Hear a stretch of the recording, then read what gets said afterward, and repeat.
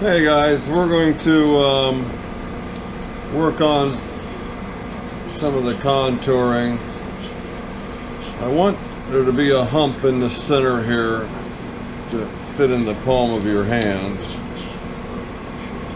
And then so it'll be high and taper down, and I'm not sure what's going to happen down here. So I'm going to work on this taper down and see where that leads me. We're obviously running on center, so I'm going to double check to make sure this is good and tight. And proceed on. Okay, everything seems to be locked down. So I'm going to take this parting tool and start making some cuts. Gradually deeper and deeper. We're probably going to come down close to this dimension here. So we're at 314 RPMs. We've got a high-speed steel blade, parting blade. And we're going to disengage the gearbox.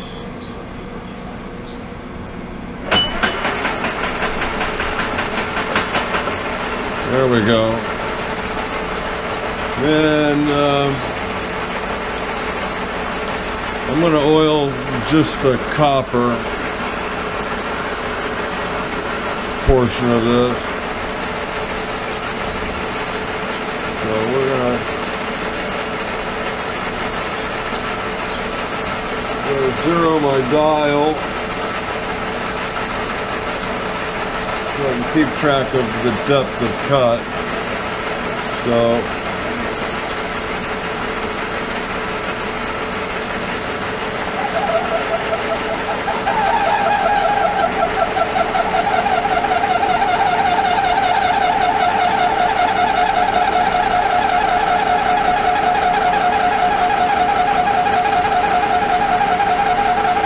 copper is a bitch.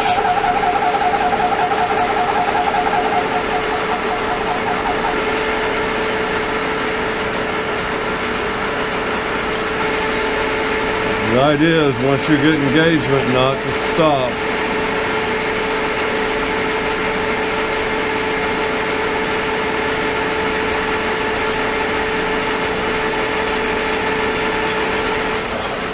Okay, where are we at there? We're at 80 thousandths.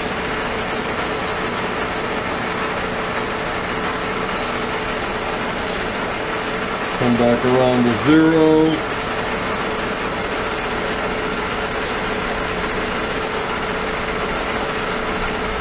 I'm just going to take a partial here.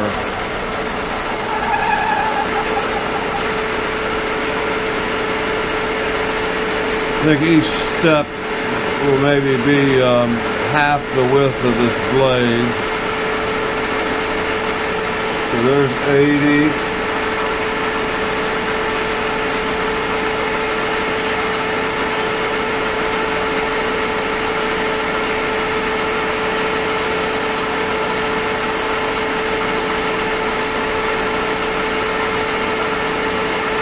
There's 30.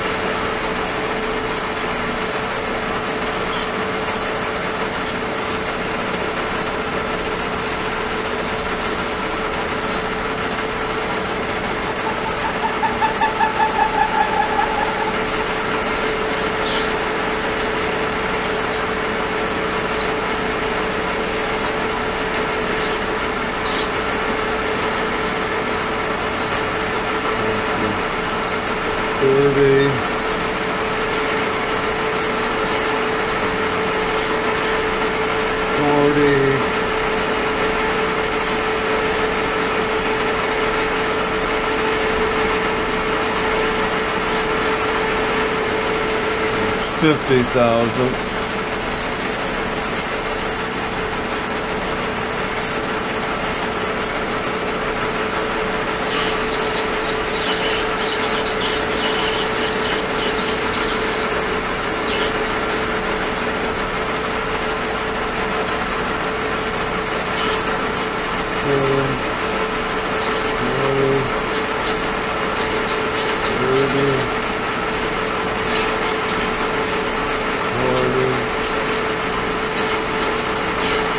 50.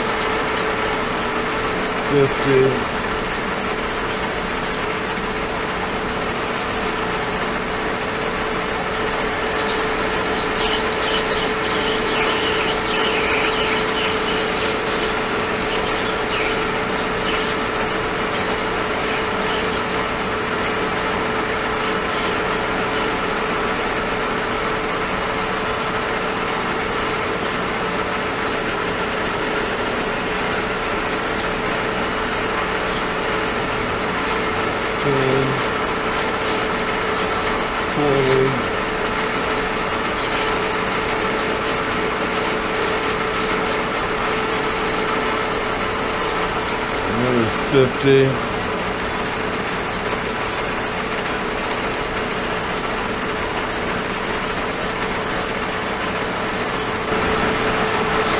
Okay, we're going to remove some of this here.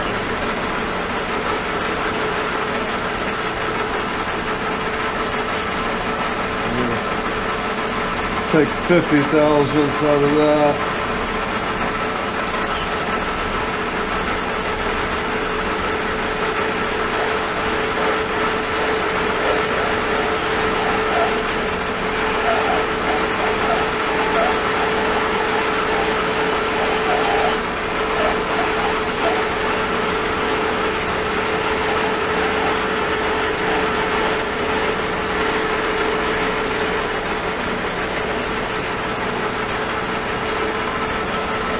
Another 50.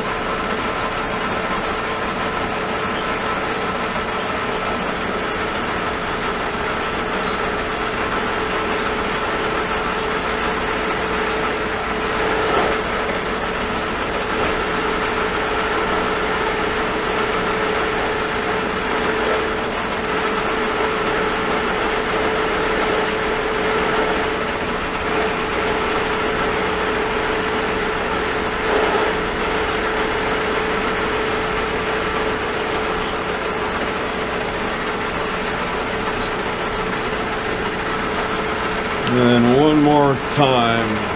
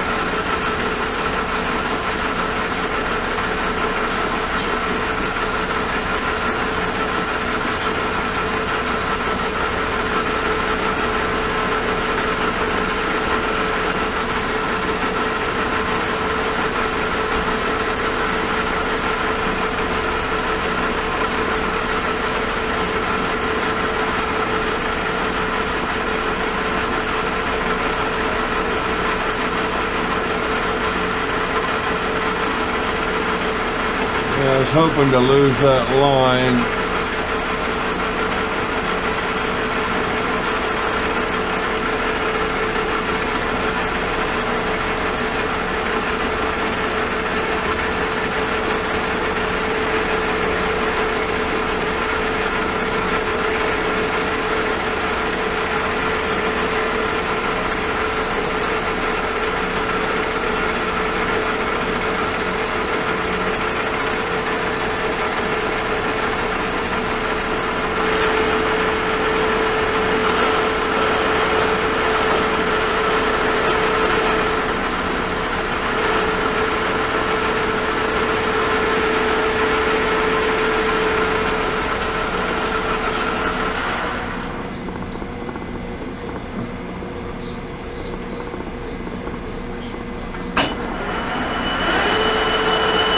Clean that up just a little bit.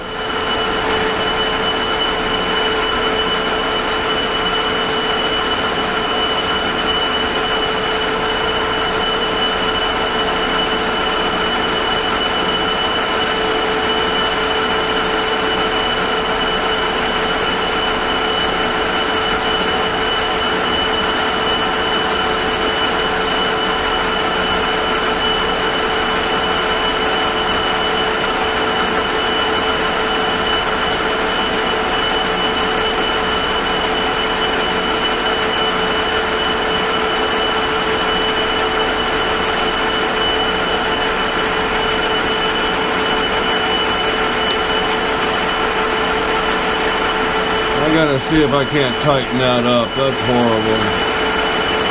If you tighten it up too much, you're just gonna twist your bar.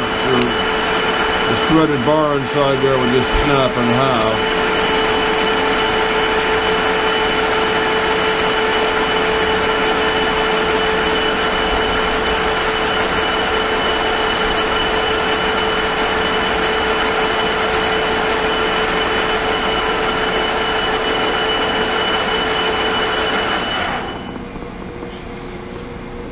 Yeah,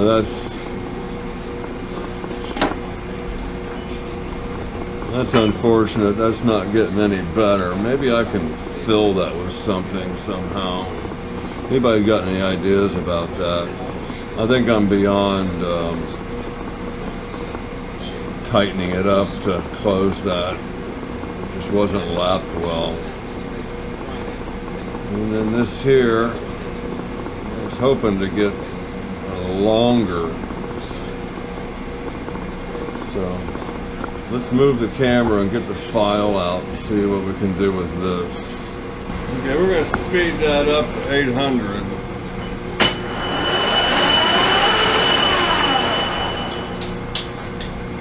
Disengage the gearbox.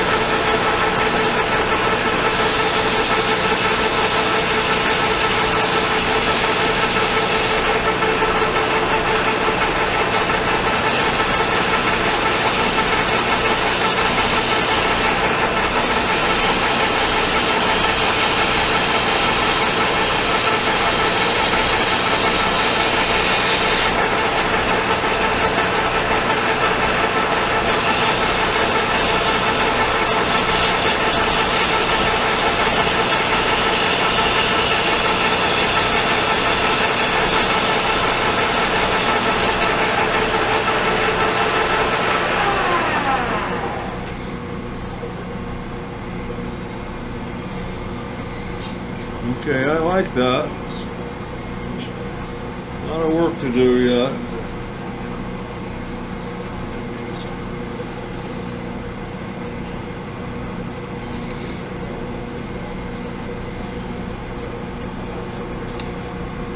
Yeah, that's gonna feel all right. Okay. Okay, after long-awaited, for me anyway, return to the copper handle, I like what I got so far.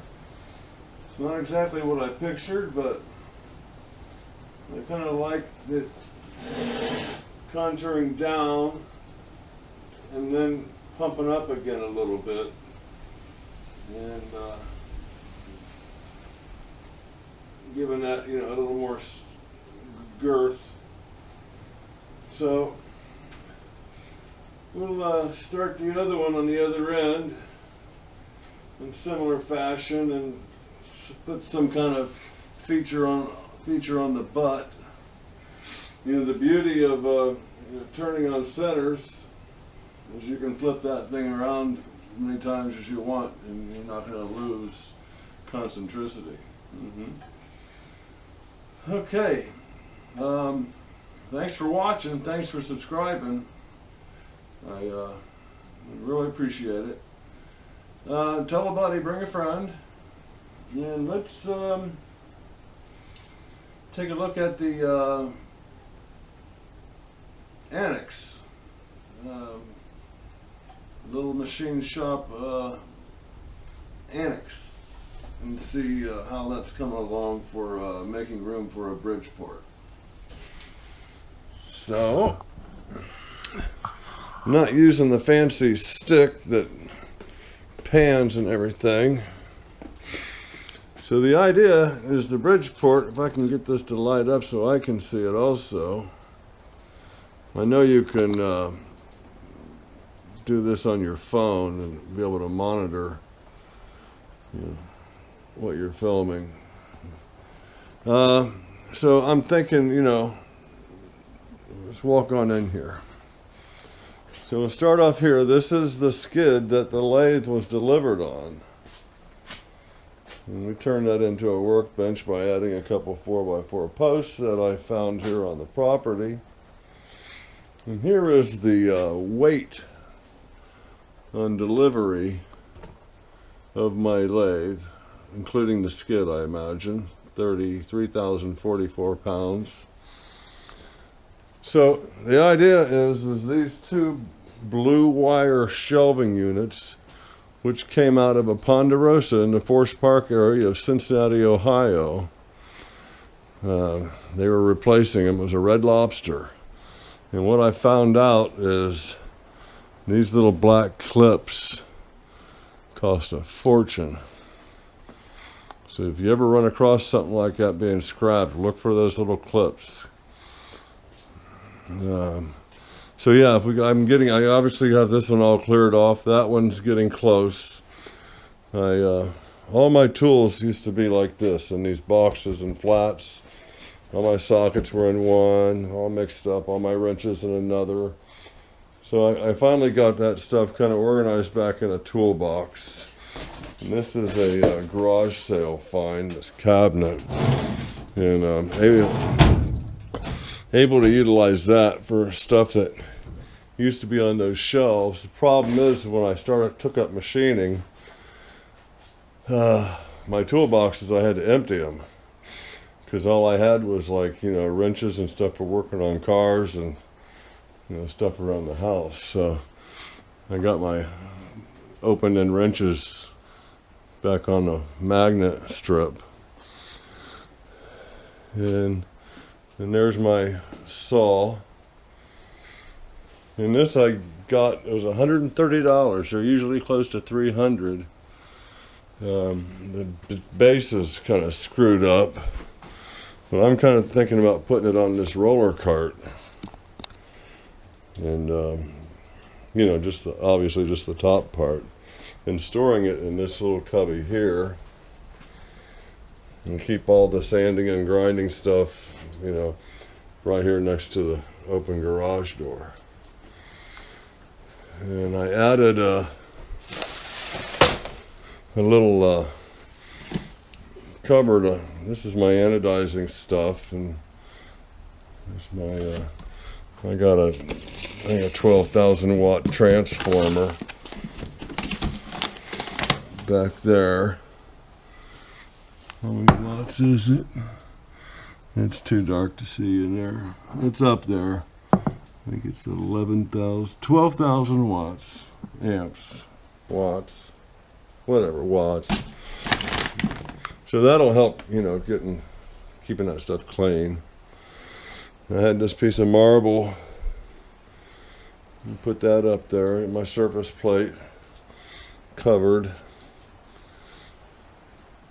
So yeah, that area there will be the home of a hopefully a Bridgeport soon. I just bought a truck today or yesterday, or I paid for it today, but paid cash, and that kind of even though it was only $900, it still took a bite into my my milling machine fund. So we're gonna have to regroup there. Okay, that's future plans for the annex. That's not working. Got to put this vise back together. Thinking about painting this. You know, I don't want to. I'm thinking about buying one of those needle files.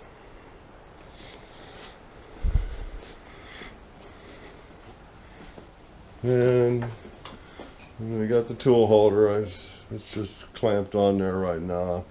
I'm going to have to do another brace like this. It's part of a fireplace stand. And I do have another one to use. A piece of plate for the butt plate. All right.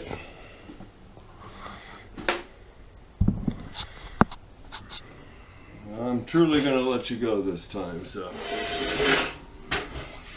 like and subscribe, tell a buddy, bring a friend. Help grow this channel. It doesn't cost you a thing.